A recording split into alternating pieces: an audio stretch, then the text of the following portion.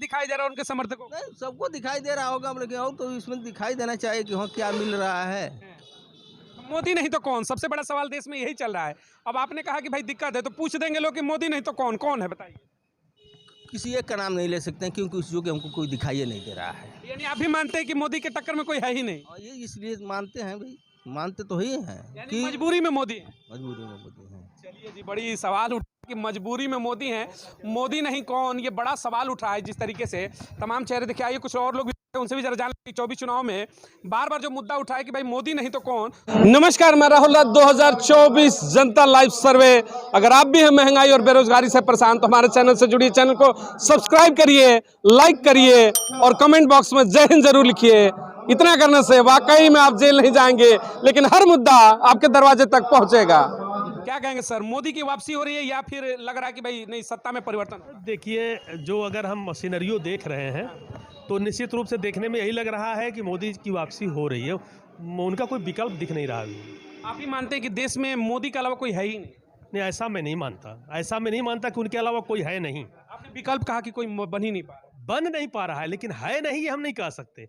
यह सिनेरियो इस तरह का है कि जो है वर्तमान समय में कि विपक्ष जो है बिखरा हुआ है और जो है मोदी के मैजिक के आगे जो है अभी कोई दिख नहीं रहा।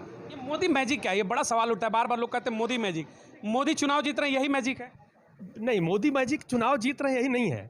मोदी का मैनेजमेंट, मोदी के ऐसे काम भी कुछ हैं जिसको अगर देखा जाए तो वो चुनौतीपूर्ण काम था, नहीं हुआ दूसरे के कार्यकाल में। अभी अगर देखा जाए 370 की बात, तो 370 एक ऐसा मुद्दा था जिस पे जो आज तक किसी सरकार ने हाथ नहीं लगाया और मोदी के कार्यकाल में जो है उसका भी समाधान हो गया। राम मंदिर किया तो वो तो न्यायालय के आदेश से हुआ, दोनों पक्ष संतुष्ट है, राम मंदिर बन गया, मुस्लिम पक्ष भी संतुष्ट है। जहां कहा जाता था कि अगर निर्णय आएंगे मंदिर के पक्ष में तो पूरा जो है हिंदुस्तान आग का गोला बन जाएगा। तो ये सब जो है दिखाता है कि मोदी में इच्छा शक्ति है। मोदी आज जो है वर्ल्ड का लीडर बना हुआ है। छोटी सी चीज रोकूंगा, आपने कहा राम मंदिर। बार बार ये होता है कि वो तो कोर्ट का फैसला था, इसमें मोदी ने क्या किया? बिल्कुल, ये बात मैंने खुद कहा कि फैसला कोर्ट का था, लेकिन जो है जो गवर्नमेंट होती है वह जो है सुनवाई के समय अपने अधिकार सॉलिसिटर होते हैं, वो कर तो ये किया उस फैसले। बिल्कुल बिल्कुल बिल्कुल। अगर जैसे कांग्रेस ने अपने के वकील ने जो है कहा कि चुनाव का समय है, इस पे सुनवाई रोकी जाए, तो अगर सरकार भी चाहती, उसकी इच्छा शक्ति नहीं होती तो वो भी उस सुनवाई को रोक देती और पॉजिटिव वे में बिल्कुल ले गई। यानी कि राम मंदिर मुद्दा हो गया इस बार चुनाव में? नहीं, मैं उसको नहीं मुद्दा मानता। आपने बड़ा फैसला कहा, 500 वर्षों का इतिहास है। ये जो आपने कहा ना मोदी मैजिक, कि मोदी मैजिक चुनाव जीतना है, मैंने ये इच्छा शक्ति की बात की है। राम मंदिर मैजिक चलेगा इस बार? राम मंदिर क्योंकि बड़ा फैसला है, हिंदू वोटों की अगर हम बात करते हैं तो ध्रुवीकरण होगा राम मंदिर को लेकर। देखिए, ये जो है भारत जो है एक लोकतांत्रिक देश है और यह गंगा जमुनी तहजीब वाला देश है, तो हिंदू के नाम पे कोई चुनाव जीतेगा, इस मानते हैं कि गंगा जमुना जो तहजीब की हम बात करते हैं वो अभी भी बरकरार है? बिल्कुल है, बिल्कुल है। तो फिर हिंदू राष्ट्र की मांग क्यों?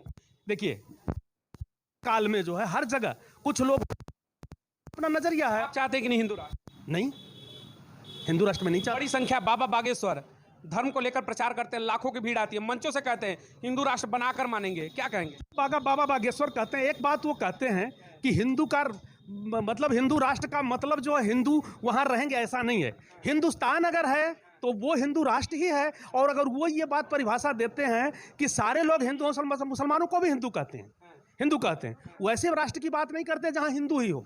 जैसे इस्लामिक कंट्री बनी हुई है, वहां जो है मुसलमान हिंदुओं को जो 2 दर्जे, यानी सेकुलर कंट्री नहीं चाहिए, हिंदू राष्ट्र चाहिए। सेकुलर हिंदू राष्ट्र होने का मतलब जो है आपका जो है सेकुलरिज्म जो है खत्म हो जाएगा, ऐसा नहीं है। नहीं, सेकुलर राष्ट्र ही चाहिए। तो हम तो वैसे भी अगर 85% आबादी हिंदुओं के, तो हम तो वैसे भी हिंदू राष्ट्र है, इसमें घोषित क्यों करना? मुद्दा बनाया सब पॉलिटिकल मुद्दा है, ये पॉलिटिकल स्टैंड है। कोई भी हिंदू राष्ट्र नहीं बनाएगा, न हिंदू राष्ट्र बनने वाला है। हिंदू में जो तड़का है बस चुनावी तड़का है। तड़का है और क्या है? हम हिंदुस्तान में हैं तो हिंदू हैं, हिंदुस्तान नाम ही है तो हिंदुओं का राष्ट्र है, तभी तो हिंदुस्तान है, तो सेकुलर राष्ट्र है। ये बिल्कुल चुनावी मुद्दा है। क्या कहेंगे सर, वापसी हो रही है नरेंद्र मोदी की या फिर सत्ता परिवर्तित हो रहा है? राहुल गांधी चैलेंज कर रहे हैं, झोला उठेगा इस बार मोदी का? जी एकदम उठेगा, उठेगा झोला? उठेगा किसका, मोदी का कि राहुल का? एकदम मोदी जी का, मोदी जी का। नहीं, माने सरकार जो है वो एकदम मोदी जी की बनेगी। बनेगी मोदी की? हाँ, एकदम बनेगी। गठबंधन कह रहा है कि भाई हम रोकेंगे, बनारस से चुनाव हारेंगे मोदी, ऐसा चैलेंज है। नहीं हारेंगे, नहीं हारेंगे वहाँ चुनाव। मोदी क्यों सर? वो जो इस तरह का काम कर रहे हैं कि हर लोग उनसे जो है एकदम खुश नजर आ रहे हैं। 370 और राम मंदिर के मुद्दे पर वोट करेंगे। जी, हम भी उससे जो संतुष्ट है। हाँ, और लोग कहते हैं कि जैसे सरकार जो है मान लीजिए जातिवाद का काम करती है, ऐसा क्यों लोग कहते हैं? मान लीजिए वो सरकार सबकी है, सबके लिए काम कर रही है। पीएम किसान मिल रहा है तो सबको जो मिल रहा है, राशन फ्री मिला है तो सबको मिल रहा है, जात को तो बांट के मिल नहीं रहा है। नहीं, ये ठाकुर ब्राह्मण को मिलेगा और लोगों को नहीं मिलेगा, तो जो है ये सब अच्छी बात है ना। राशन का आप समर्थन करते हैं? नहीं, वो भी समर्थन है। मान लीजिए पीएम किसान मिल रहा है, सब लोगों को मिल रहा है, कोई एक लोगों को नहीं मिल रहा है कि नहीं, जो है ठाकुर और जो ब्राह्मण को मिल रहा है, सब जातों को मिल रहा है, चाहे हिंदू हो, चाहे मुस्लिम हो, चाहे किसी भी बिरादरी का हो, सबके लिए जो मिल रहा है। हाँ, तो ये अच्छी, यानी मोदी राज में सबका साथ सबका विकास होगा। सही है, एकदम सबका साथ, एकदम सबका। विश्व में डंका बज रहा है।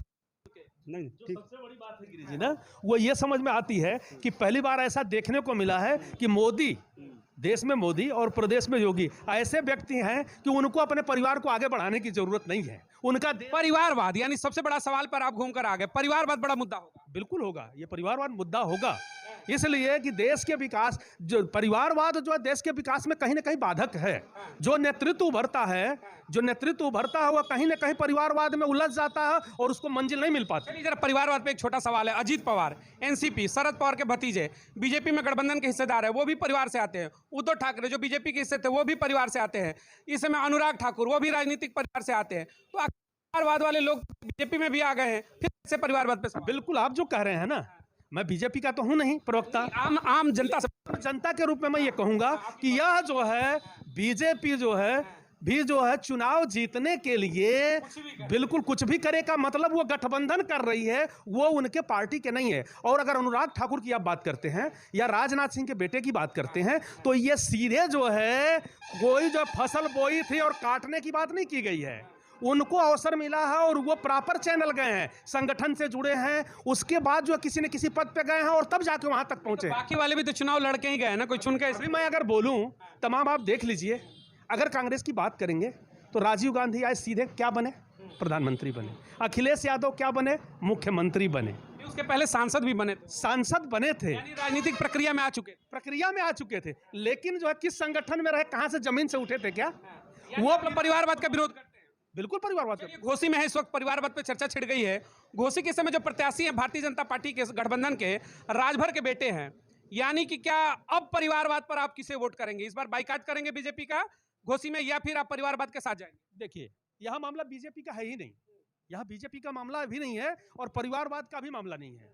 यहाँ मामला जो है स्पष्ट है कि यहाँ तो परिवारवाद है ही। बिल्कुल मानेंगे। बाइकाट करेंगे क्या? यह बीजेपी के हम मतदाता थोड़े हैं, हम जो है अपने विवेक से वोट करेंगे, लेकिन मैं परिवारवाद का विरोध करता हूं। यानी आपका विवेक क्या इस बार साथ में जाएगा राजभर के कि नहीं, ये सवाल है। देखना हमको ये है, जब सारे प्रत्याशी आ जाएंगे तो हमें देखना है कई बिंदुओं पे। राजीव राय अभी योग्यता भी देखनी है हमें कि कौन राजीव राय आ चुके हैं। अभी एक पार्टी और भी बची हुई है, बीएसपी, और वो समीकरण बताएंगे और हम सोशल एक्टिव। माहौल बदल सकता है। बिल्कुल बदल सकता है। परिवारवाद बड़ा मुद्दा है सर। इस बार घोसी का माहौल भी बदल सकता है। आपको भी लग रहा है कि भाई मोदी जी की एक आखिरी सवाल बस रहेगा, मोदी की वापसी हो रही है? अब छोड़िए वो सब, हमसे मत पूछिए, इन्हीं से पूछ लीजिए, बता देंगे ये। चलिए, घोसी की जनता थी, देखिए अपने अपने विचार है। इस समय चुनाव को लेकर के परिवारवाद बड़ा मुद्दा बना था, लेकिन परिवारवाद के ऊपर सवाल वही उठता है कि इंडिया गठबंधन से जिस तरीके से यहाँ पर राजीव राय, वहीं भारतीय जनता पार्टी का यहाँ पर गठबंधन के चेहरे हैं, वो भी परिवारवाद से आते हैं। तो क्या परिवारवाद का जो मुद्दा है इस बार प्रबल होगा और यहाँ पर बीजेपी बाइकआउट भी होगा का? ये सबसे बड़ा सवाल है परिवारवाद चुनाव को लेकर के, जिस तरीके से मुद्दा बनता हुआ 2024 लोकसभा चुनाव में नजर आ रहा है। मिलेंगे अगली तमाम बड़ी खबरों को लेकर के। बहुत बहुत धन्यवाद। जय हिंद।